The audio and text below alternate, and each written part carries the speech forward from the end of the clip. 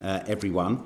This is an oral evidence session as part of our inquiry into the definition and administration of overseas development assistance. We have three panels, and we're going to spend about half an hour with each of our three panels. Can I welcome Keith and Terry from the National Audit Office, and thank you for coming today, and in particular to put on record my thanks to the NAO for the report that you published on this subject last year, which was actually as part of the predecessor International Development Committee's inquiry that we had to not pursue because of the general election, but it's been picked up now by us in this new inquiry. What we do is we go straight into questions, but please, when you first answer a question, do introduce yourself. And let me start. Do you think that the bidding process, as it exists, encourages departments other than DFID to badge as much of their spend as possible, as much as they can get away with, if you like, as overseas development assistance? Who would like to kick off? Shall I start? And perhaps I could just say initially that it's really good to have an opportunity to come here and talk about the report. As you say, Keith. We did it for your predecessor committee. Very much as part of the wider support that NAO aims to provide to select committees across the House. In my case, I've actually taken up posts since we published our report. Terry is the person who led the report, but hopefully between us we can deal with any questions you have. I think on the bidding process, we had a few comments on in our report on that, talking about how Treasury go about assessing the bids from different departments. The key issues that we were trying to highlight around that were very much around how is Treasury assessing whether these other departments have the capability, have the capacity. We did feel perhaps a little bit more could be done around that. We were very interested in how Treasury was making that assessment of, what is this department that's bidding for funds? What's its plan for then monitoring the expenditure? Mm-hmm. How's it going to assess the effectiveness? We would really have liked to see a little bit more probably around that as part of making the assessment, alongside the work that Treasury was already doing to understand how the bid was intended to contribute to the objectives of the aid strategy. So I think we certainly were raising an issue about the emphasis there within that assessment process. That was the key point for us. And was there a sense that, from your work, that existing projects that those departments were doing anyway are simply being badged as ODA rather than it being a kind of new opportunity for poverty reduction? Thanks, Terry. Terry Crawford, I led this report. I was the manager responsible for the report. Departments, I think, as part of the bidding process, were certainly encouraged to look at existing expenditure to see if it could qualify as ODA. There are ODA eligibility rules out there, so it's there's. You can't just put stuff forward and say it's ODA. Sure, it's got to fulfil the rules. There was a check on that in that regard. I think in our report we set out that there was bids in around £18 billion, around £7 billion of which were accepted. So I think there was a process in place. There are rules in place which allows Treasury to make a judgment as to what should go forward, and not all of those did go forward because of various processes that went through. So yes, thank you. Very briefly, just a very quick question. Does it not just strike you as a bit shocking that 18 billion was put forward when clearly only 7 billion was going to fit within the criteria? You don't think the government was pushing it a little bit there, to say the least?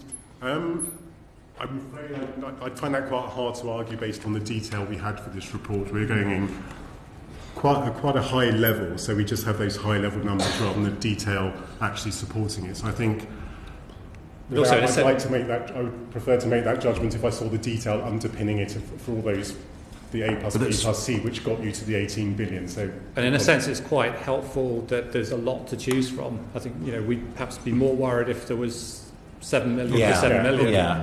It's good to have some choice. Then you can really push to make sure you're getting the things that are best value for money, that make the best contribution to the outcomes. We talk in other parts in the report about the pipeline of projects that DFID has and that other government departments have, and creating that tension by having projects in excess of the budget, so that you are actually got something to consider as opposed to just sort of paying out up to that amount. Paul. Thank you, and thank you very much for coming. Do you feel that the current bidding process ensures that ODA is always spent by the most relevant department? Shall I have a go at that? I think the UK aid strategy was emphasised that other government departments would now have an increased responsibility for spending ODA. The UK aid strategy at the same time also set out 4 strategic objectives. Departments were encouraged as part of the bidding process to bid against those objectives. So as part of that process, an assessment could be made. There was a challenge panel which involved Treasury, DFID and the Major Projects Authority. So within the context of the UK aid strategy and the strategic objectives within that, I think there was a process which allowed that assessment to be made. Side by side with that, the Department for International Development, as we say in the report, also provided a lot of support to departments who were having more of an uplift in their ODA spending in terms of consideration of ODA eligibility, how you might manage programmes in an international development environment. So I think taking around there was support there for departments, some of which already had ODA spending. We should make it clear that some departments already had that spending in place. It was just a bit more of an increase for them. So I think there were structures in place to provide support to those departments, which traditionally perhaps didn't have as much as they now do have, and as they were encouraged to do by the UK aid strategy. There's a general concern expressed that the Treasury did not ask for details on the report of departmental capacity or capability as part of the bidding process. Do you feel that the quality of ODA has suffered as a consequence? I think the point we're making there is not so much that we had direct evidence of quality suffering. We're pointing out a risk, and we're pointing out an area that's important. At that point, you're making the decision to award funds. In any situation across government, we would expect there to be a proper assessment of the ability of the people bidding for the funds to implement the thing they say they're going to implement. I mean, as a general point across government, we perhaps sometimes find that that isn't thought about quite as much as it ought to be at that policy-making, decision-making point. So it is a wider point of highlighting a risk rather than necessarily saying, look, we can see there was a failure over here as a direct consequence. It's not quite such direct cause and effect as that, but it is a really important area, and it's one of the key points we've highlighted in our report. Okay, thank you very much. Richard. Thanks. You've said that DFID provides assistance to other departments in their spend of ODA, but I think I'm right in saying that what comes through is that there isn't a single department of government that's actually responsible overall for implementing the UK aid strategy or really checking on its progress overall. How do you think that could be changed, and how can government ensure that there is one HMG when it comes to the UK aid strategy? Yeah, so our report talks about gaps in the coherence, and that's in two senses. One is at the level of who's accountable for what, and then the other is at the level of drawing together the story about what has been achieved. I think on the accountability side, we can draw a parallel with, across government now there are departmental accountability system statements. So for each departmental accounting officer, there should be a clear description of what are they accountable for, and how does that then cascade into their organisation or the different delivery bodies that they're responsible for. So I think there is a parallel with the aid strategy, that there should be, in a single place, a clear statement of all relevant accountabilities. So that means going down to individual other government departments who are spending ODA, it should be clearly articulated what are they accountable for in relation to the aid strategy here. So when that's brought together in a single place, you've got a complete statement of all of the parties that are contributing there. What are they responsible for delivering in a single place? That would provide a lot of clarity. And then it's really the same principle around coherence. It's about a single view, a single point of responsibility for bringing together government story about what has been achieved, what has been delivered through this ODA spend, rather than a more diffuse approach where individual departments are telling their own story separately about what have they delivered in return for ODA. So it's about bringing things together in both senses. Thanks. There are these cross-departmental groups, aren't there? There's a senior officials group and a cross-ministerial group. How do you feel, how adequate do you think they are in trying to pull stuff together, and are there improvements that could be made there? So I think I can talk to what's in the report here because we haven't moved it on since we published in July 2017. Right. I think we see the having an officials group across government was a positive, given that there is more ODA going out through other government departments. The focus of that group, as you might imagine in the early stages, was very much on around the achievement of the 0.7% target. I think in our report we allude to the fact the next stage should be focusing on the sorts of effectiveness and coherence issues that Keith mentioned just now. So, given that more money was going through other government departments, I think we rightly say, I think in the conclusion, that was a good focus to have on that sort of mechanical side of things. Next stage may be a focus on the overall effectiveness and coherence, and across Whitehall Group may be a mechanism for achieving that. Okay. I mean, do you know how often they've met? I think in the interministerial group. I don't know how often they've met since we last reported. I think up to the point we reported, I think it was 3 or 4 times. I think there wasn't an issue. I think we identified with a group being established and then not meeting. They had met. That's the cross-ministerial group. That's the officials group side of things. The ministerial group. Sorry, I don't have any. No. I don't have any detail on that. I think we were under the impression that's met twice since 2016. Apologies, I don't have that detail. Okay, thank you. Ivan. Thanks. Good morning. In terms of the departments that are charged with administering ODA, do we believe, because for many of them it will be a new concept, or it will be a much greater amount of money than they've spent in the past, are we confident that those departments know what they're doing, both in terms of spending that money efficiently but also contributing towards the wider, as Richard was saying, UK government aid strategy? And has there been any assessment on a variable performance from department to department? So our report, so we also did a report in 2014, which was about the management of ODA, and talked about, obviously starting with just DFID, what are the elements of the management of ODA that could be improved? And that's where we talked about issues like transparency, having the pipeline of projects, having a smoother flow of spend through a financial year. Now, those issues absolutely prevail across the other government departments.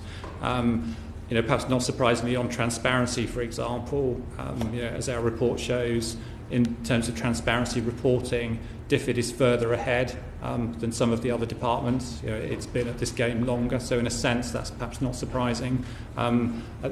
We've seen progress over time between our 2 reports on some of the key measures within DFID around the pipeline, for example.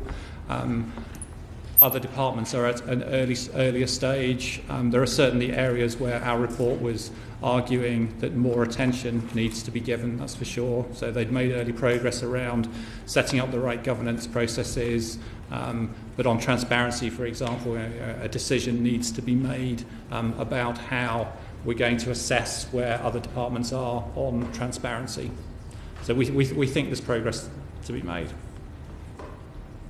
And you can't really address the issue of variable performance at this stage, other than DFID, obviously, in terms of other departments. In terms of I think overall, we set out in the report some detail on individual departments around that sort of rather detailed way of looking at things, how good they are at forecasting expenditure, for example, whether they have a pipeline of projects. I think actually sort of coalescing that together and putting departments in order and saying A is better than B is better than C is something we didn't either set out to do or could do. What we did find, though, is that those departments overall were finding the same sorts of issues and challenges that DFID found when it got its increase in the ODA budget to achieve the ODA target in 2013. Forecasting issues, pipeline issues, the spread of expenditure across the year rather than at year end, that sort of thing. So sort of analogous concerns or challenges within those departments. Thank you. In evidence to us from the Overseas Development Institute, They say there should be emphasis on the role of central agencies, i.e. Treasury and Cabinet Office, in ensuring coherence across other government departments and achievement of the aid strategy. And they highlight the example of Canada, where in terms of their aid strategy in Canada, the equivalents of Treasury and Cabinet Office play a real role in both monitoring policy achievements, overseeing resource allocation and ensuring coherence and coordination of development policy. Would you agree with that? I'm not sure we necessarily specify which bit of government should perform the role. The key thing is that those roles that you just listed in terms of bringing things together are clearly performed by someone. It is clearly an organisation within government's job to do that. I think we probably wouldn't necessarily have a view in the UK case whether that should be done by DFID or by Treasury or by somebody else. Right. The important thing for us is that role is clearly performed and it's understood in government that that's the case. And the logic is either DFID because they're the specialists, and we're going to come on to a bit more about that in a later question, or Treasury or Cabinet Office because they don't have skin in the game, but they're not directly responsible for any of the particular programmes in the way that BEIS or the Foreign Office or Defence might be. Yeah, as you say, you could argue it either way, and it's for people to weigh that up. Okay. The important thing for us is that there is a clear decision. Thank you. That's really helpful. Chris?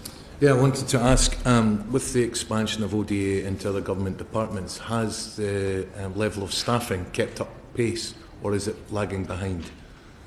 So what we found generally across other government departments was they were very positive in terms of recognising that they needed perhaps additional, not only numbers, but capability to deliver the increased the programmes that were being funded. Now, whether that's in terms of understanding the ODA eligibility rules, whether it's actually in terms of actually just managing the programmes that this additional money is purchasing. So we don't have numbers, but we do have a sense that they did work actively to identify the staffing that they needed and the additional skills that they needed.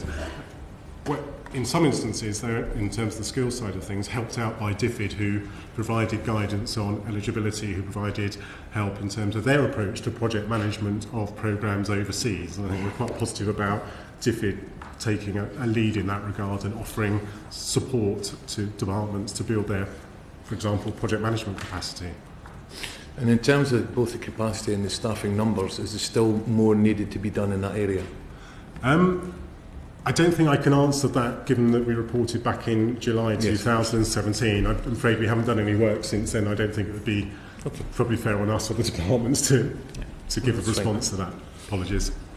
I wanted to also ask about internal processes and systems of the government departments, whether or not they're sufficient to be able to deliver the ODA programmes effectively, especially with regard to transparency. Now, I know you touched on it earlier with Ivan's question. And if it's the assessments that are to be made, what kind of assessments are to be made and when can they be made?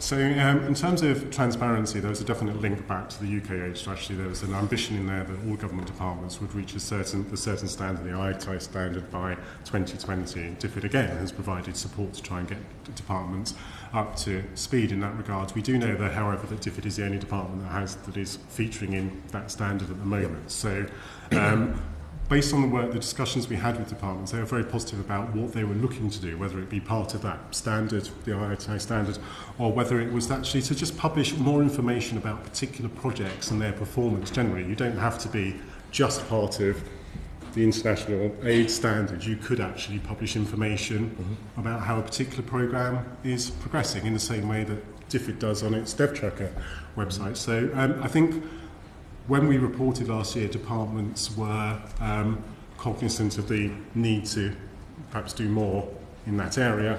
But over here in the UK age strategy, we have a firm date. We have the 2020 date by which government has said it would like to achieve the ambition for everybody, all government departments, to be on the registry, as it were. So I think there's positive signs when we reported that other government departments got it and wanted to do something about it. Okay. On the transparency side of things. Keith, anything you'd like to add to that?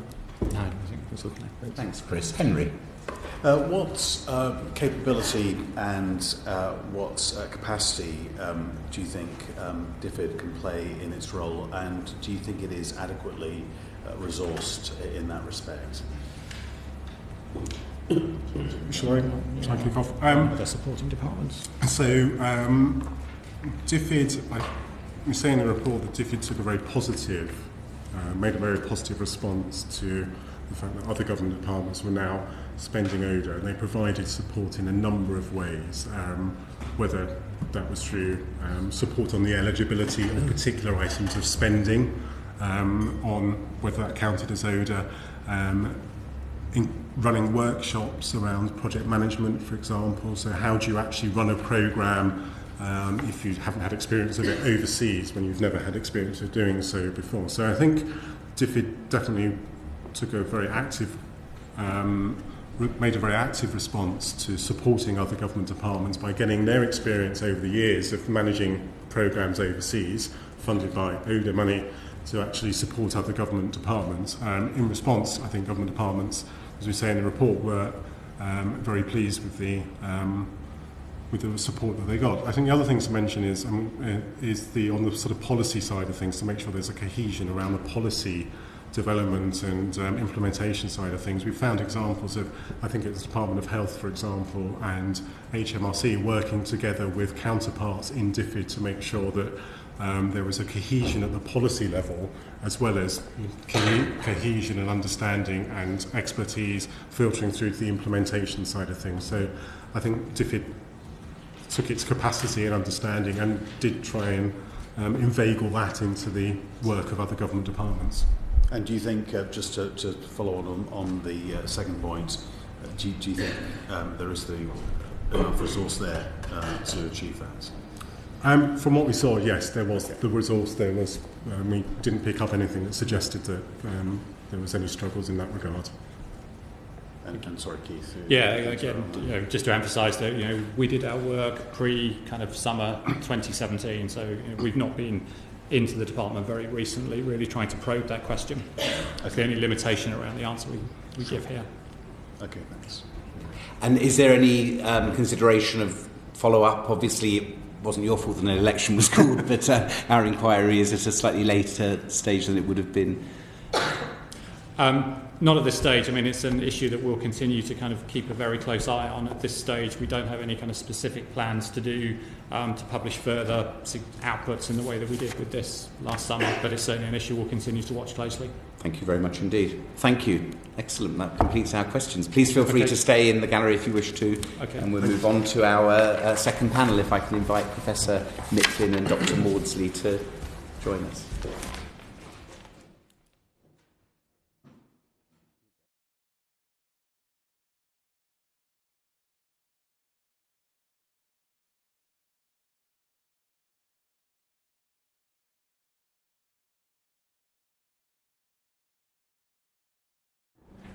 Welcome, and thank you both for joining us and for your evidence to us. We go straight into questions, but please, when you first get to answer a question, do introduce yourself. Ivan. Yes. Good morning.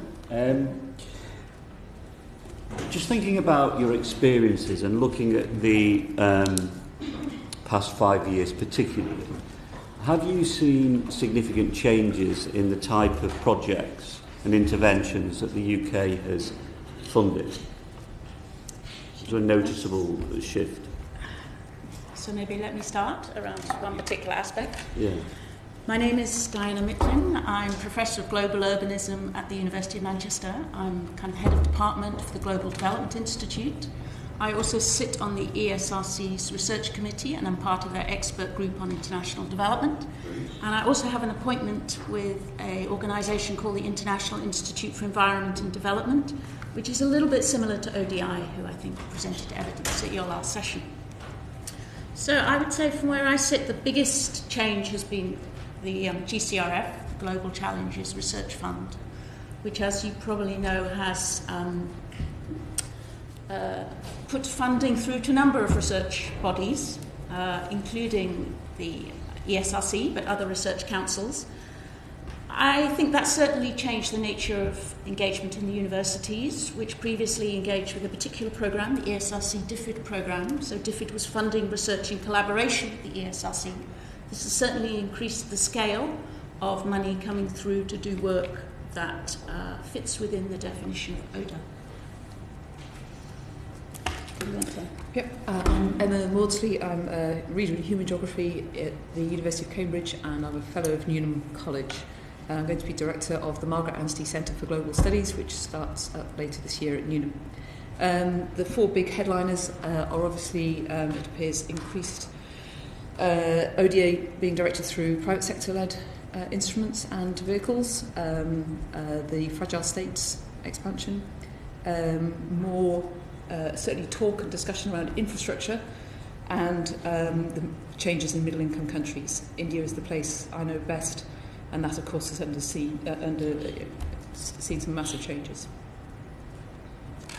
Okay, how do you feel about the maintenance of a primary focus on poverty reduction?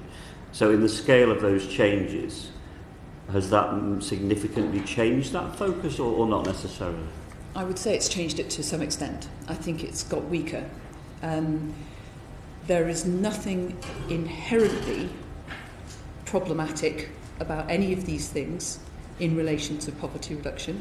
They can all proceed and achieve poverty reduction goals, but I don't think the connective fabric between, for example, the growth and jobs agenda is strong enough sometimes to the poverty reduction agenda. We know from around the world, we know from the early decades of development that growth is not the same as development. And in some ways I feel that we're taking a slightly regressive step back to treating growth as a goal in and of itself. So it's a necessary but not sufficient condition, in my view, to achieve developmental outcomes, including poverty reduction. Okay. So if I might just expand, I would certainly agree with Emma. I think you can see that across a range of UK ODA programming. I think it's probably true within DFID as well as beyond DFID. I think it is inherently complex. I think that in many cases these efforts are to try and push countries onto a higher level of economic growth. There is often an assumption that the lowest income people can be brought along. But I would say one reason why the development community has engaged so strongly with the leave no one behind agenda is, I think, for many of us that have observed what's going on in the global south, that has a real need and resonance. It is simply too easy for the lowest income groups to be left behind. So to just explore that a little, you're saying that, for example, there may be a focus on the creation or the stimulation of jobs, but they may not be with high labour standards, they may not guarantee people decent levels of income, and they may not actually create jobs for the people who are the furthest away from the labour market. Is that what you're saying?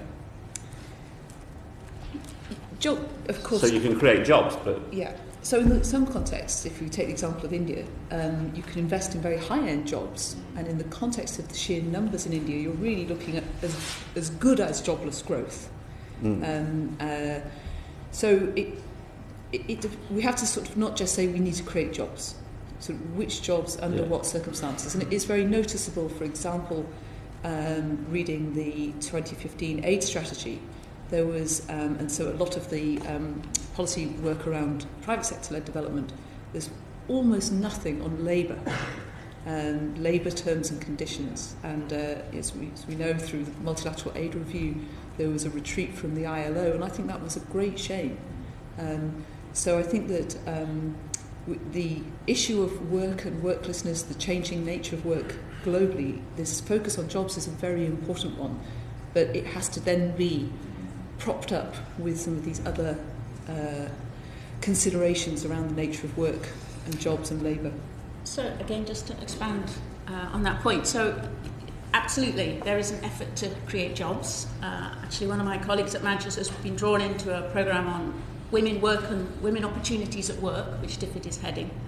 So I think DFID and other agencies have been trying to do that. But for example, the devil really is in the detail. So for example, you might have an aid programme that seeks to expand energy to an area that has not previously had energy. Now that is obviously very beneficial for businesses. You try running a business in an informal settlement without energy and you realise the problems. But what is the cost at which people are accessing energy? these kinds of issues are beginning to really drill down. And I can see you nodding, but the risk is, of course, that if it's not priced at a level which the lowest income people can buy into, you create a context in which some of the enterprises in that area or those outside in higher income areas benefit from the expansion of services, but you do in fact leave some of the most vulnerable behind. Very clear in your responses. Are you familiar with ODA guidelines in terms of poverty reduction? Do you feel that those guidelines need to be clearer, stronger than they are currently, or is it more the implementation and the delivery? I think, I'm not sure it's about the guidelines. I think it's about the sort of the experience and the cultures surrounding, the narrative surrounding the nature of development and its primary goals at the moment. I think there's been a very strong swing towards back from poverty reduction, if you like, to economic growth to achieve poverty reduction, and not least perhaps stimulated by the challenge and the opportunities provided by China, India and elsewhere. So the DAC has been observing South-South cooperation and some of its very significant successes and in driving infrastructure-led development and so on. So it's perhaps less about the specific guidelines and more maintaining a commitment to poverty reduction at the heart of development efforts. And I think consistent with that, because I would very much agree with Emma, you can go so far on guidelines and specificities, and I think we both feel comfortable that DFID is making efforts to do that and has staff who are clearly committed to the processes of poverty reduction. But then what is important is that they exist in a culture of learning that invests in identifying very clear targets, that reports on those targets, and that really takes staff development very seriously. So there is a culture in which people can say, okay, this is working for this group, this is a vulnerable group, what are we particularly trying to do here, what can we try, are we succeeding, are we not succeeding, do we need to try harder? And those kind of cultural practices, I guess, for us, both Emma and myself, because we were chatting about this a little bit earlier, need to be inculcated into agencies that are responsible for ODA. Thanks, Ivan. Diana, can I pursue you? I think you said earlier this isn't just an issue about other government departments, this is a shift within DFID itself, and I'm interested in hearing a bit more from you about that, and in particular what you just said, where you talked about the cultural practices in departments. I mean, my instinct, partly based on experience, partly on the evidence, is that those cultural practices are more there in DFID than they are in the other government departments. But are you saying something a bit different to that? No, I think I would agree with that. Mm-hmm. I would certainly say that I think DFID has been at pains to identify good staff and invest in good staff. Mm-hmm. I would say generally, and perhaps reflecting over a slightly longer time period, that certainly in the area in which I've worked, we've been concerned that DFID has not invested sufficiently in staff. I think it has tended to subcontract out or contract out increasingly large programmes. That creates a challenge if the lessons of those programmes are not brought back into DFID. But I would generally agree with you. I think DFID are closer to achieving a cycle of considered programming, lessons for considered programming, improved programming. I think it will take other government departments time to get up to speed around this. So I think that, for example, certainly in universities are excited by the opportunities represented by the Global Challenges Research Fund, but perhaps in too many cases, meeting ODA is a threshold. So they don't necessarily reflect on what is the way in which we can maximise our contribution to improving economic growth and well-being in the Global South. Rather, it's, okay, can we get this project above the ODA threshold? Does it look strong? Therefore, we can submit it. Now, to me, that's a reasonable place to begin. But the challenge really is, if the UK government continues with a desire to allocate ODA monies beyond DFID, which has a specialism, how can we ensure that those other departments build up their capability as quickly as possible and are held to account for what they do, how they allocate those funds, and what is indeed their contribution to poverty reduction. That's brilliant. That, I think, is the core of this inquiry, actually, that exact challenge that you've just set. So thank you very much. Richard?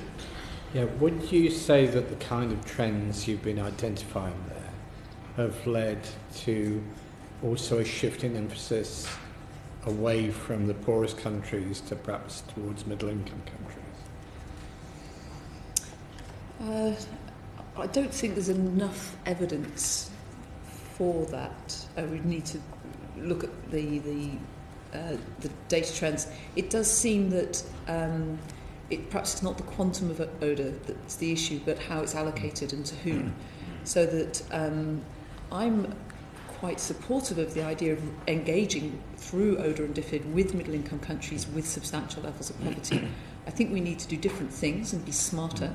But I think it's, for example, while I think it's quite reasonable and very much in line with what the federal government of India desires, that those big DFID programs were closed down in the poorer states, DFID was doing some fantastic work with the governments of poorer states to help them unlock federal money.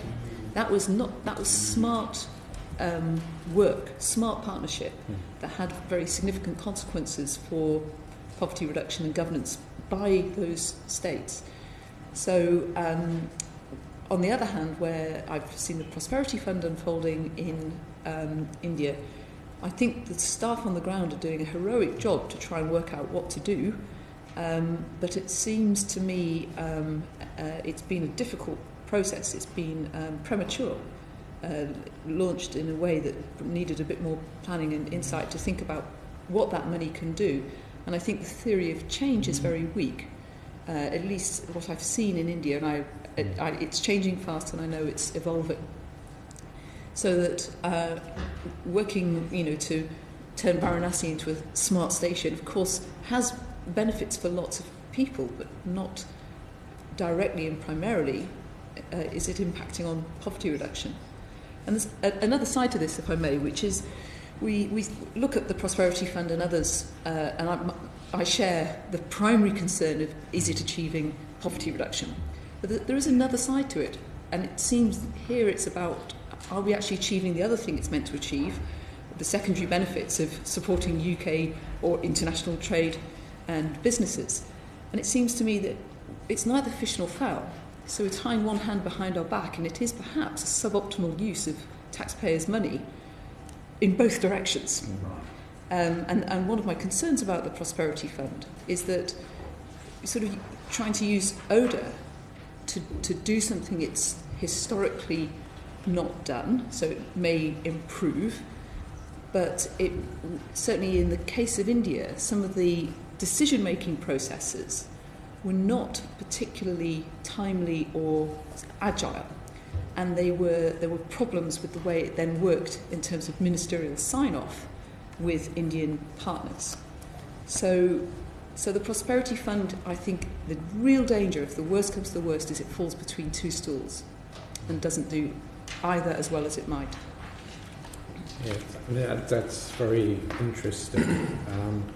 And on the middle-income country point, clearly there's more poor people in middle-income countries than there are in the poorest countries. So I guess, if there is any kind of shift of emphasis, of itself, that doesn't necessarily mean anything. It depends on, as you say, how the money is used and what the strategy is there.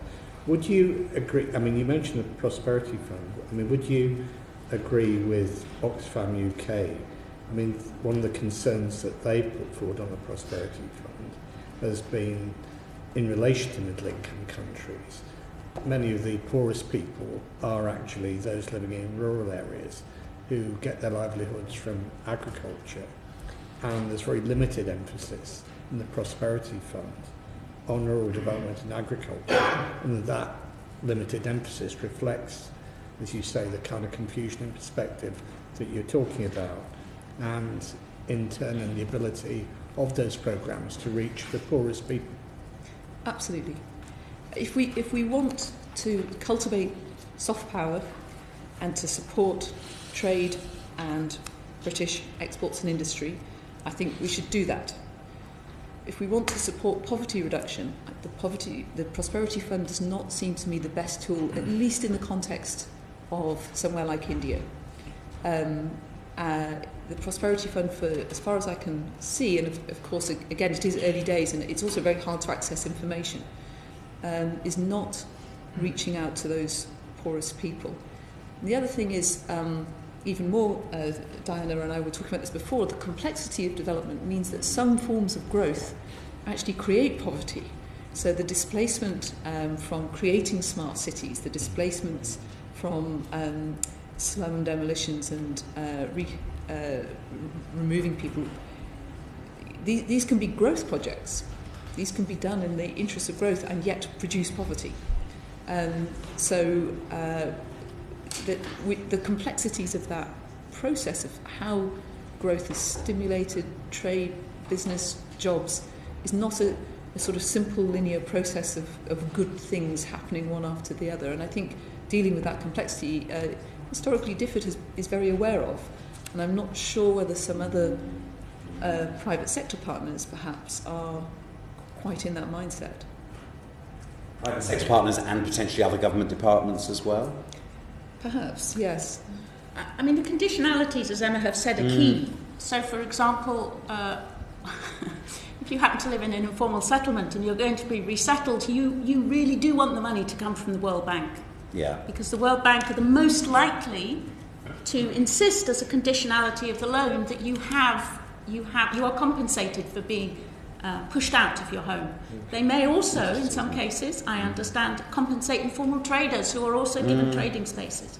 But there's a kind of a continuum of what you get. So having an agency that can understand the complexities, that when you make those kinds of investments, you may risk pushing away people who are the most vulnerable, and you need to think about how you do it. And you need to be able to negotiate those really in quite a sophisticated and subtle way with the government. And potentially you need to engage with some of the people who are being displaced, the organisations that make up them, that they have to represent them, and begin to negotiate solutions. And I think, you know, there are the skills and capacities, both within the UK and beyond, to resolve some of these tensions. But it takes time for agencies to build up that knowledge. Thank you. Lloyd. You said that it was neither fish nor fowl describing the Prosperity Fund. Would it be better that one department take a stronger lead in not just the Prosperity Fund but maybe all ODA in terms of ensuring that it is at least fulfilling the goal of poverty reduction? My instinct, which I recognise is at odds with the current direction of travel, is that it would be better if DFID was in charge of all ODA, but of course partnered with the Department of Health, with Trade, with the other government departments, precisely to draw in their strengths, to build on potential synergies, but that DFID has really evolved extremely strongly around its poverty reduction mission, and if we want to maintain that as what makes Britain an extremely well-respected player in the international development field, DFID's expertise, its size, its research capacity and its leadership have really served the UK well in those international realms. So I'm concerned about cutting away ODA, partly because of some of the problems that have been discussed in this committee, but perhaps losing some of those other things that the DFID brings to UK ODA. The other I was just going to say, I think there is some value in having expertise from other departments, and I think there is value sometimes in having, in fact often, in having different approaches. I'm something of a pluralist about that, but I think having a common transparent reporting framework that says this is the money, This is what we have contributed. This is how we've contributed, for example, to the Sustainable Development Goals, which have resonated as an international reporting framework. This is what we have done to the Leave No One Behind agenda. A very clear process by which ODA spending is seen to be accountable to really fairly simple but powerful metrics becomes very important in terms of catalysing a discussion about what worked, what didn't work, and why it worked and didn't work. So I would really be more comfortable if that was very clear. So DFID setting the framework for reporting and accountability that other departments would have to abide by. Are other departments reformable? You're saying that there's a problem, or is it just that we need to cut them loose and really have DFID running the roost? I mean, I have limited knowledge of other departments. I have some knowledge of the research councils and the Global Challenges Research Fund. For me, it's not even a question of reformable. They are keen to contribute. Universities are full of people who would love to contribute, who would go the extra mile, but they probably need a clearer framework against which they can report. Because DFID developed this itself over some decades. It takes time to develop this. You don't wake up one morning and have the perfect reporting framework. So I would suspect that they are reformable. I suspect that there are people who are genuinely enthusiastic about this opportunity, but they need a structure against which they can learn faster. Thanks, Loretta. Thank you. Emma, you've written about a trend of the financialisation of aid. Can you elaborate on what you mean by that? Yes. Of course, it's not new. We can think of microfinance as a form of household financialisation. And there are many, many good things to be said about financial inclusion at various levels. I have also, one of the things I've observed is a great deal more discussion about how UK aid can expand now financial deepening, not just at the sort of household level, but in terms of things like, for example, the London Stock Exchange Group working in partnership with the Tanzanian Stock Exchange, and other ways in which financial sector, financialised companies, financial interests are being supported. My concern here is primarily that the discussions of risk, all of the discussions of risk I have seen in every single document, is about risk to investors. Right, yeah. And what we know is that the financial sector is inherently risky. Yeah. We can mitigate some of those risks, but you need to think about them. So I had a very interesting conversation with a senior man in the Bank of England who was responsible for their international development policy and portfolio. And I said, well, am I just reading the wrong stuff? Am I reading public-facing documents where you don't get into detail? Am I in the wrong room when the risk of, for example, expanding the capitalisation of Tanzania's stock market is discussed? And he said, no. He said, I sit in the finance ministers' meetings of the G20. I sit in these, right at the heart of these meetings, and the risk to countries and financial systems in poorer countries is not being discussed. So I think there is a huge pressure to use ODA to push not just financial inclusion at the household level, but up into the structures of economies, to do the work of creating asset classes, to make more things tradable. And this is, it seems to me, accompanied by a very Pollyanna-ish narrative of financial inclusion is good, tip-top, off we go. And that we need, I think, to be much, much more careful about what greater financialisation brings, both good and bad, and how we mitigate against those risks. Thank you. Diana, do you broadly share that analysis? Yes, I do. I actually work quite closely with a movement called SDI, Shack Slum Dwellers International, who actually have about 2 million savers across Sub-Saharan Africa and South Asia particularly. And I would say that it's a bit like the economic growth story, that you absolutely need access to finance, but debt is extraordinarily risky for the lowest income households. And many of the women fear to take loans because they can see the crisis that their household would face. So what many of them want is somewhere safe to save, because if they live in a family where essentially finance is controlled by the man of the family, they have no opportunity even to mitigate the risk that they won't be able to feed their children tomorrow. So providing savings facilities is more important, but it just seems to be less interesting, less exciting than recapitalising the stock market. Thank you for that. No, thank you. Chris? Thank you, Chair. UK aid strategy underlines the importance of the Conflict Stability and Security Fund, and as a quote, underpinning our security objectives. How do you feel this sits with the primary aim of poverty reduction? You'd like to take that one. So I'm far from having this expertise. I consulted with some of my colleagues. GDI in Manchester sits alongside another institute, the Humanitarian Conflict Response Institute, and some of my academic colleagues work more closely with this agenda. I think I'm not relating this response so much to your fund, but more to the complexity of what goes on. So there is a long-standing concern that because of investment in securitisation, in part because of the shift to countries where there's ongoing conflict, kind of fragile states, and DFID's attempt to try and bring greater stability to those contexts, that humanitarian aid and security, the military can sit side by side, and this has been a concern to many. One of my colleagues has done research in Afghanistan and found that there's no simple answer to this. So for NGOs who'd worked along the military, they didn't feel that they were a greater risk.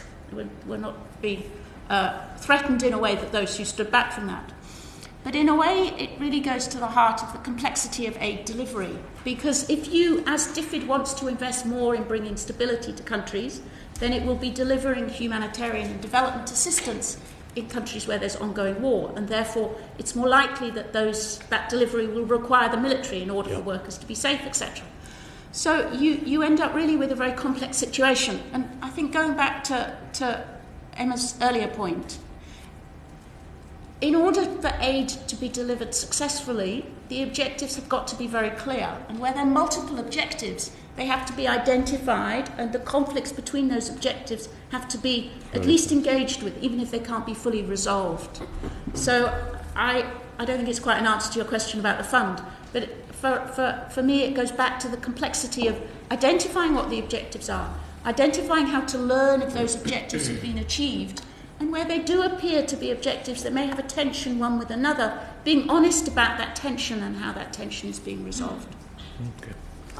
I actually turn to particular attention, particularly what's been in the news in the last week, which is the government announced £100 million to go from DFID to Saudi Arabia the day after for its Saudi Fund for Development, followed the next day by a deal for 84 fighter jets worth £65 billion.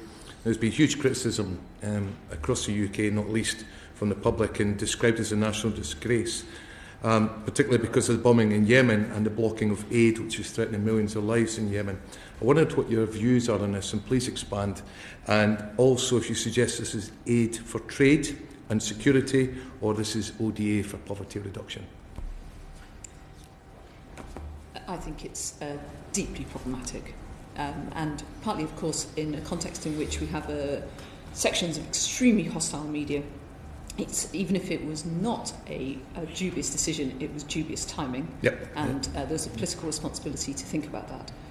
I am very supportive of the idea of trilateral development cooperation and working with non-DAC partners in various ways. And the Saudi Development Fund could be an example of that, but I think it's not a good example of that.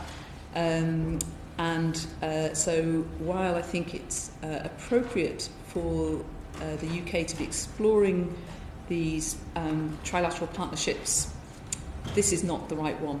And I think under the circumstances, it is hard to see it anything other than deeply politically compromised decision. So I would just like to add, I have very little expertise in this field, but as a kind of citizen, of the UK, I'm also deeply disturbed. I think it looks extremely strange. I think there are situations in which careful negotiations go on about ensuring that aid is spent around a more progressive agenda, but if that is the case here, we would expect to see something that demonstrates that. And is your concern going forward that this is the beginning of a new trend? I'd say it's very difficult to say if it's the beginning of a new trend. I mean, I don't think it's the only example of where these things sit alongside. I'm conscious there are lots of things that are changing in the world. I mean, It's kind of the Brexit question. I think that, in my part, I think Britain has had an extremely good reputation in terms of its ODA commitment. It is, my colleagues outside the UK actually are admiring of our commitment to 0.7%. And I think the more that we can work to ensure that the 0.7% really is measured against metrics that demonstrate contribution to poverty reduction, the more we will maintain our reputation. I would argue we will maintain our soft power, because we will be seen as credible, as committed, and really engaged around the poverty reduction agenda. And hopefully the more we can shift the discourse onto that, I think the more it is likely to be popular with the British public, and the more difficult it will be to make for deals that appear to be moving very significantly away from that. Okay. Can I ask Emma? You said that the Saudi Development Fund is not a good example of the kind of trilateral approach that might make sense in other circumstances. Are you basing that on the controversy around actual or perceived links with trade and Yemen and those issues, or is it based on something else in terms of the Saudi development approach? Sorry, I should say on this particular moment and place. Right. So the Gulf states have a range of very interesting national development funds and agencies and cross-national groupings. I'm not a particular expert on Gulf State Development Corporation, but I certainly think some of these partnerships could be a very good idea. And so too with India, Brazil, China and others. I think they have to be carefully handled. We, not least in a spirit of listening and genuine partnership, rather than swinging in with a sort of rather hubristic idea of what we can always provide. But there are, and all international relations and partnerships are incremental. They might not get them right the first time round. So I know that, for example, the UK, DFID specifically, is partnering with India in some very interesting ways to assist in its implementation of lines of credit, and also some agricultural projects in Uganda and elsewhere. So these are this is a new world opening up in front of us that moves a long way from the traditional and always problematic binaries of North and South.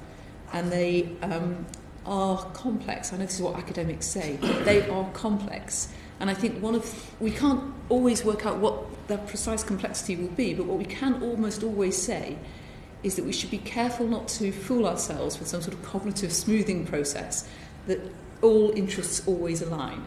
And I think that's whether it's private sector growth, jobs, different parts of the say Indian constituencies, federal government, state governments, and to think into the politics of what's going on. So, can I just clarify then?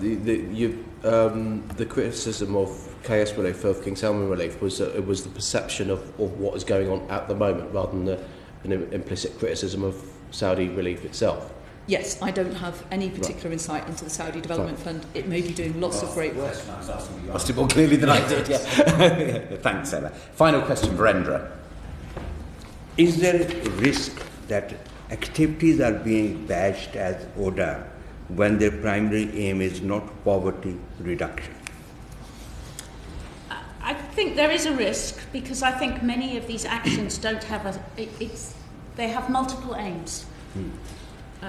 So you could, for example, introduce an energy programme that is about driving forward, going back to our previous example, you could have one that was really intended to reach out to the lowest income groups, and you could have one that was intended to catalyse an energy intensive industry.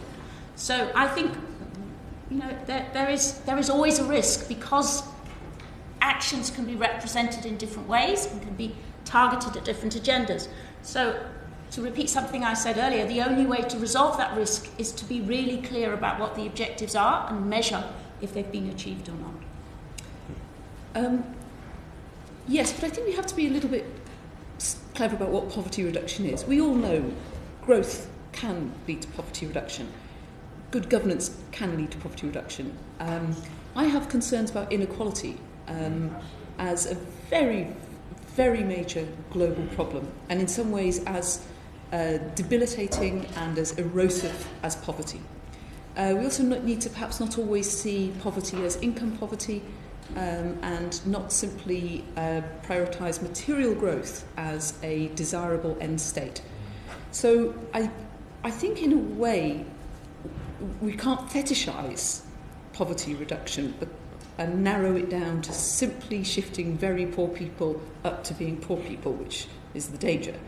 But I think it's more about the sense if the ODA budget is simply being pillaged to serve other purposes, those things can align, and when they align, that's great. But if there is a sense that ODA is simply being pillaged and that, in a way, DFID's problem is the 0.7, because that maintains a sort of rather attractive sum of money in an austerity era, that may actually do more harm than good. I'm certainly not advocating we fall behind our 0.7 commitment, but I think we do need to be careful at this particular juncture that the UK's international development efforts are seen to be motivated first and foremost for the right reasons and the right interests. But I don't think we should fetishise poverty reduction in a very narrow way. Thank you very much indeed to both of you for your evidence. That's been incredibly useful, and please do feel free to stay if you wish to for the final panel. Thank you. If I can now invite Melinda and Christian to join us.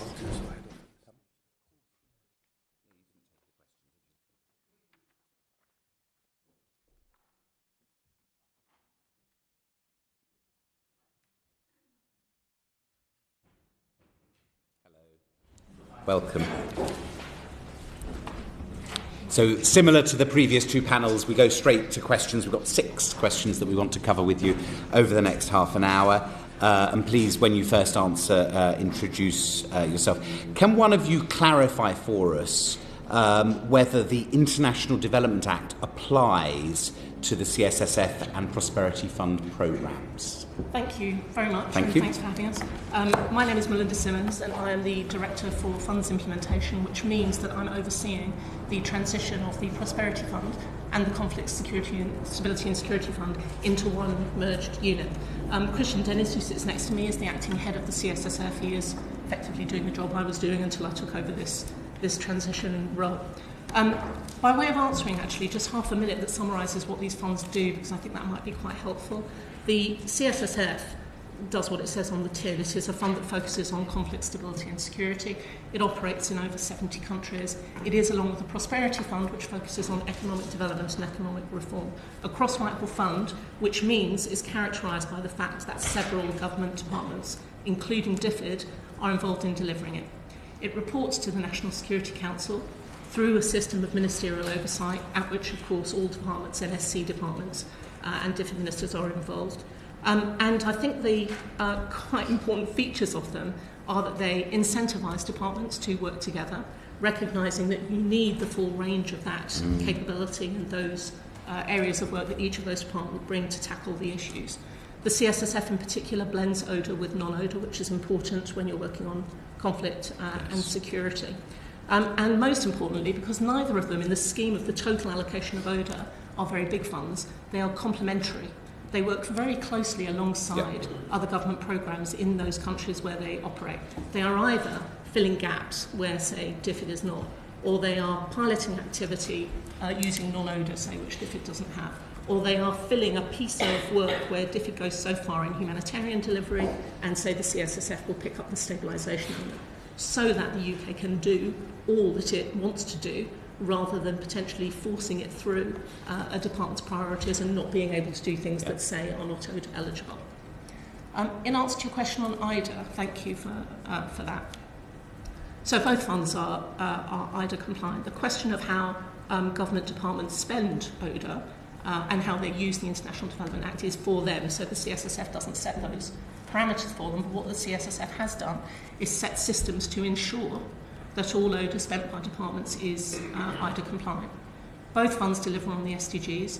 Both funds feature very clearly in the Strategic Defence and Security Review, where poverty reduction is highlighted as a priority. And both funds, alongside DFID ODA, as well as other departmental ODA, deliver on all 4 pillars of the aid strategy. So they are working together on crisis response, on conflict, on prosperity, and on poverty reduction.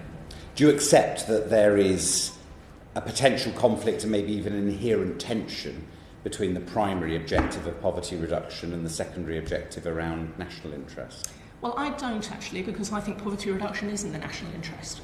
So if you look at the AIDS strategy, poverty reduction is there alongside the components of it. So I see the work that the CSSF does on conflict reduction as being a vital part of what you need to do to reduce poverty. That's already been set out very clearly by the World Bank and others. And similarly, economic development, there is a reason why it features in 2 of the SDGs.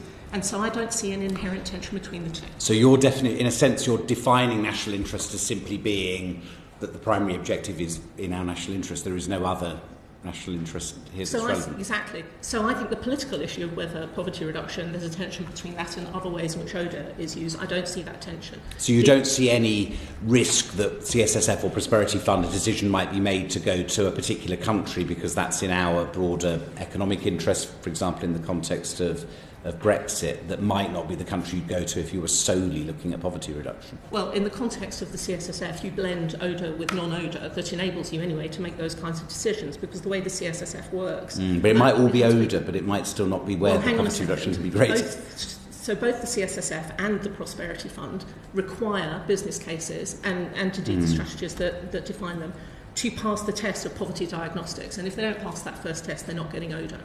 So the first discussion around how you use the funds in both cases needs to show that it will comply with the terms of reference for using ODA. And if it doesn't, and there have been cases in the CSSF in the last couple of years where we have been asked that question, and the answer has been, if it's ODA that you want to use, then no. Christian, I don't know if you want to elaborate on that. So I think you need to bear in mind the global context. So in the context of ongoing conflicts and civil war, that will affect economic growth in a particular country by, on average, 2.3%. That is the World Bank's consideration conclusions in their 2017 World Development Report.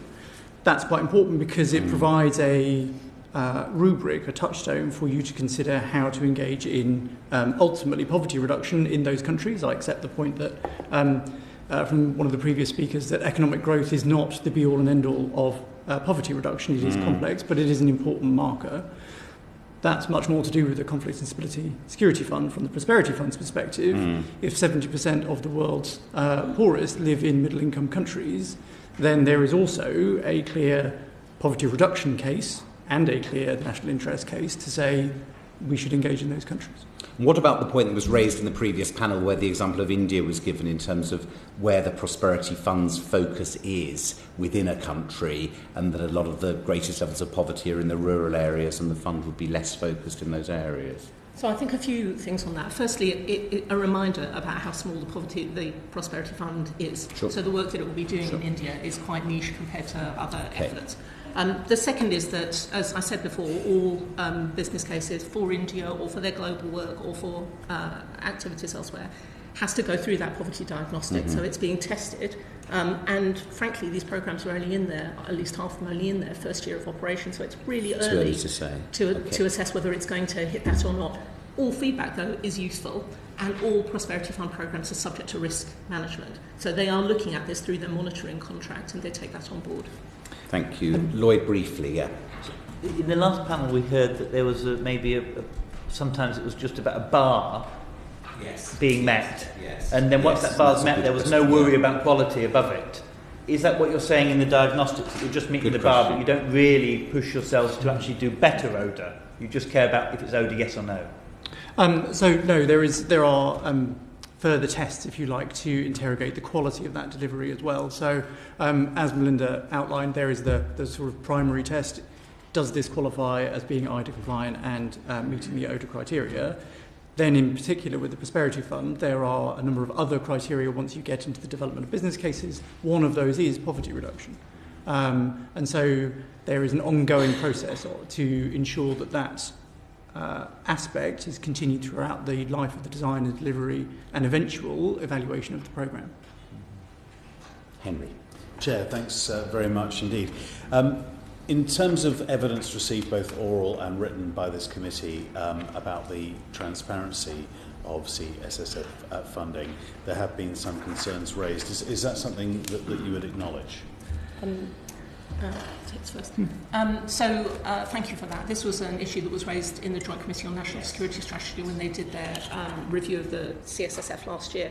And we have come an awful long way in the last year, actually. So when the JCNSS was conducting their inquiry, we hadn't yet begun to publish. In the last year, the CSSF has published its first annual report. It's put out project documents. It's put out annual summaries. It has a live webpage on gov.uk.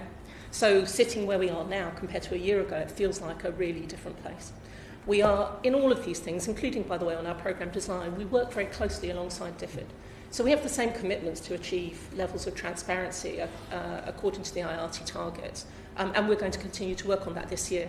One of the ways in which we're going to work on it in the CSSF is by evaluating our projects against strategic impact. So we're going to be looking at outcomes and publishing that information for the first time this year. One issue we've got, one challenge we've got, which I think proportionately is a bigger issue for the CSSF than, for example, for DFID, is that we apply two tests to our transparency that we really have to deal with. One is national security, and the other is the safety of citizens. And because the CSSF funds sensitive activity, both sensitive in terms of classified activity, but also sensitive in terms of the level of risk in the countries where we are, we may find it harder to achieve full transparency in publishing the complete range of what we do.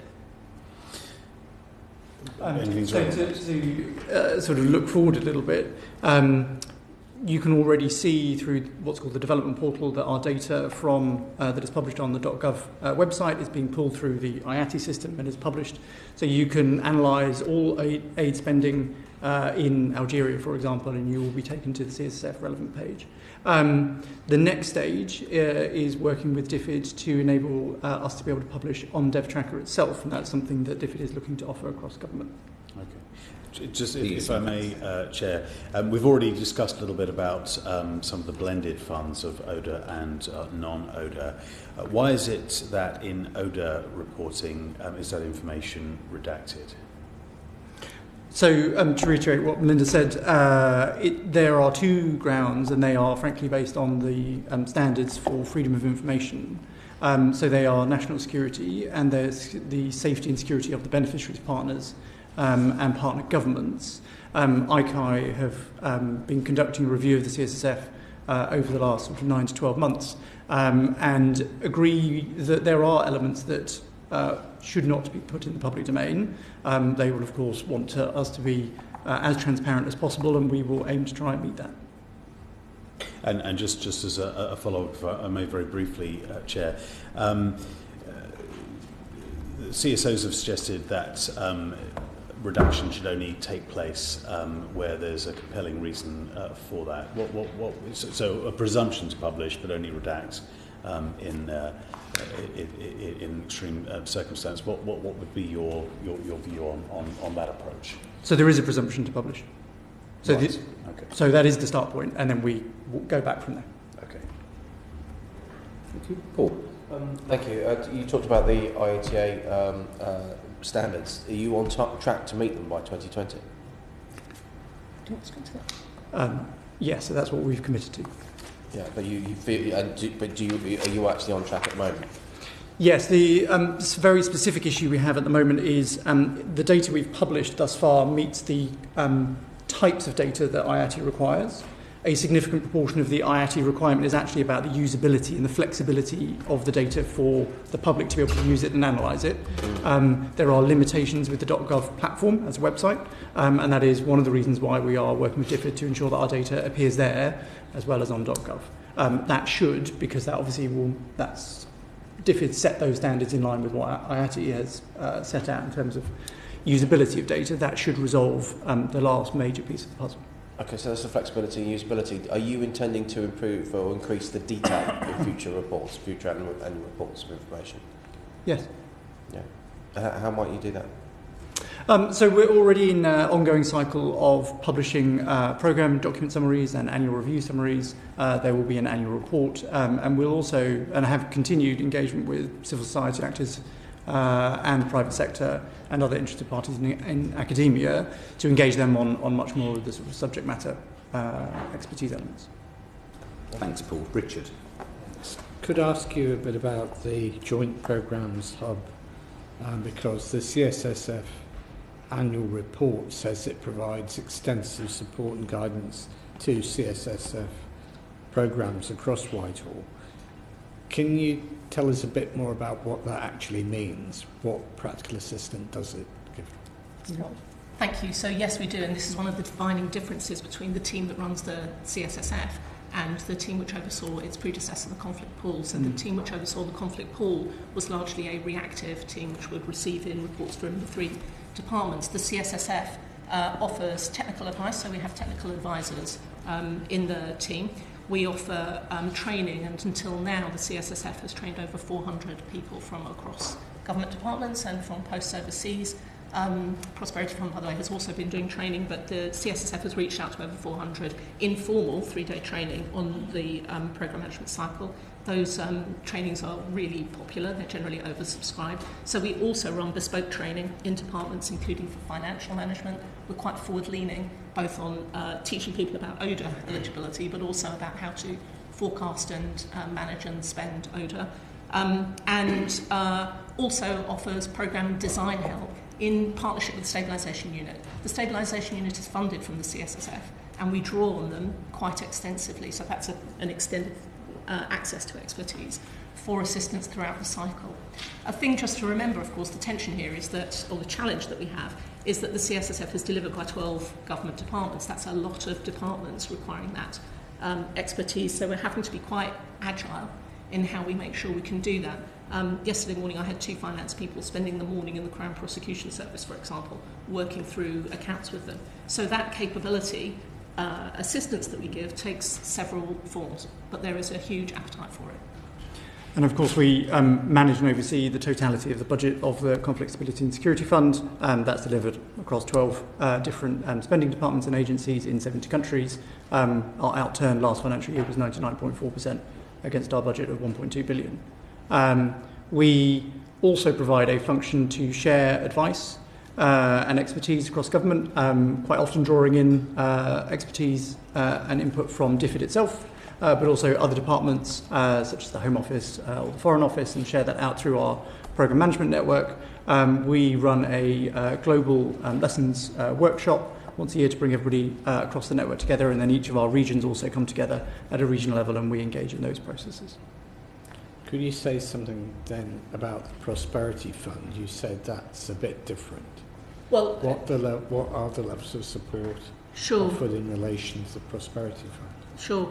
And I should have said at the beginning, actually, that in joining the Foreign Office to set up the CSSF, I have a DFID background myself. I was there for 12 years and served overseas with them. Christian also has a development background. And DFID staff moved in to help build both funds at the beginning. Now it's much more of a balance of cross-Michael staff. The Prosperity Fund is not different in terms of the advice that it offers to departments and to posts. The only difference is that it's a newer fund than the CSSF, so it's a little bit behind. The Prosperity Fund has trained over 200 people in programme delivery, and one of the reasons for bringing the two funds together, actually, is to create joint products where we can, frankly, just for ease of time and for efficiencies, because some of that training inevitably overlaps. But we still need to be giving the technical advice that Christian is talking about, which the Prosperity Fund provides on governance and economic development, what the CSSF provides on conflict and stabilisation. So there is a mirroring, actually, of the capability that the Prosperity Fund makes available and the capability that the CSSF provides. Thanks, Richard. Brenda. Thank you. I think that you will be able to elaborate further to my question from your previous answers. How does the Joint Programme Hub perform oversight of CSSF programs? Is the same approach used for the Prosperity Fund? Thank you. Shall I start and then I'll pass to you? So this is part of the servicing and advising that Christian and I were talking about before. So we run an annual review process in which Joint Programme Hub staff, alongside Stabilisation Unit staff and others, will look at the whole range of our programmes, whether they are ring-fenced or whether they are discretionary. They all get reviewed. As I said before, those annual reviews were published for the first time on gov.uk. We train people up in doing those annual reviews. We train them on results frameworks. We train them on theories of change. We take DFID best practice to do that and work alongside DFID, actually, making sure people's knowledge on that is updated. So the annual reviews are the main tool for it. But the fund, particularly the CSSF, reports through regional and thematic boards which take quarterly updates, both on their business cases, so on the programmes and how they're doing, and on the money. The Joint Programme Hub sits on all of those boards. And so it's a partnership, if you like, between the hub, which oversees the fund, and the regional boards, which have the SRO relationship for the regional and thematic allocations, that regularly throughout the year, the progress at the level of strategy, at the level of the portfolio, and at the level of spend are regularly reviewed. And they're reviewed at senior level as well as at desk officer level. Thank you very much. Lloyd, yes.